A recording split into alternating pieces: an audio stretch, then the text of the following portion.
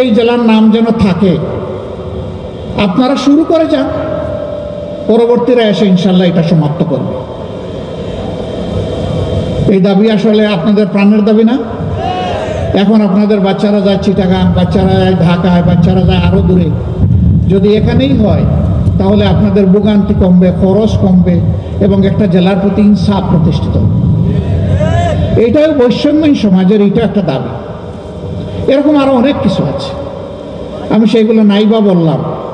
শুধু একটা কথা আপনাদেরকে বলতে চাই, আল্লাহ তাআলা যদি মেহেরবানি করে আমাদের হাতে এই দেশের সেবা করার তৌফিক দান করেন, তাহলে ইনশাআল্লাহ যেই জায়গাগুলো সবচেয়ে বেশি বৈষম্যের শিকার হয়েছে, আমাদের দায়িত্ব হবে সেই জায়গায় প্রথমেই উন্নয়ন পৌঁছে দেওয়া। কিন্তু তাই বলে অন্যরাও বঞ্চিত হবেন না। যার যেটা ন্যায্য পাওনা তারা সেটা পাবেন।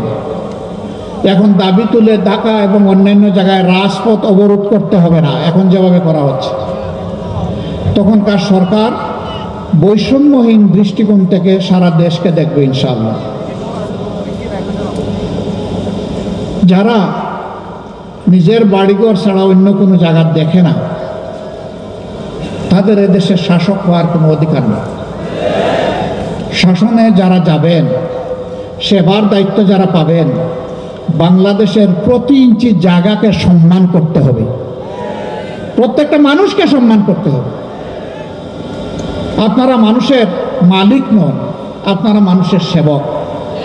এইটা মাথায় রেখে যদি কাজ করেন, আপনারা সম্ভবত দেখেছেন এই দেশে একজন কুখ্যাত পুলিশ অফিসার যে পালিয়ে যাওয়ার পরে তার হাজার হাজার কোটি অবৈধ সম্পত্তির খবর পত্রপত্রিকায় এসেছে, যে শাপলা চত্বরে নিরীহ আলেম ওলামা হাফিজদেরকে, এতিমদেরকে নির্বিচারে গুলি করে হত্যা করে দণ্ড প্রকাশ করেছিল, সেই বেরোজি এখন দেশের বাইরে থেকে ষড়যন্ত্র করছে। আমরা পুলিশের ভাইদেরকে অনুরোধ করব, ওই ষড়যন্ত্রকারীর কাজে পা দেবেন না।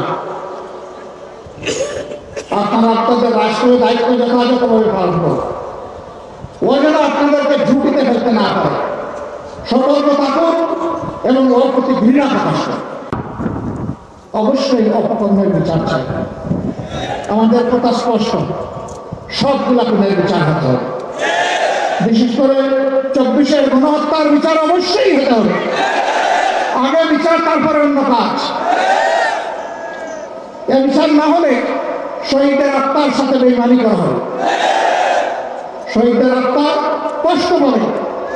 যারা ভোট চিপিয়ে দেশবাসীকে আজকে কথা বলা, সম্মানের সাথে মর্যাদার সাথে চলাফেরা করা পরিবেশ এনে দিয়েছে, আমরা তাদের সাথে বেইমানি করতে পারবো না। আমাদের সন্তানদের আওয়াজ ছিল উই ওয়ান্ট জাস্টিস। আমরা বৈষম্য চাই না, আমরা ন্যায় বিচার পূর্ণ একটা স্বাধীন সমাজ চাই। তাদের এই দাবিটি অন্যায় দাবি ছিল, কিন্তু যারা বৈষম্য তৈরি করেছিল সমাজে, সমাজকে পক্ষ বিপক্ষের শক্তিতে বিভক্ত করেছিল, সমাজের মধ্যে মেজরিটি মাইনরিটি, সংখ্যালঘু বলে সংখ্যাগুরু এবং সংখ্যালঘুর মাধ্যমে ফিকশন ধান্দা এই যুদ্ধ লাগিয়ে রেখেছিল, তাদের প্রয়োজন ছিল এদেরকে মুগর দিয়ে গুলি মেরে এদের আন্দোলনকে দমন করা।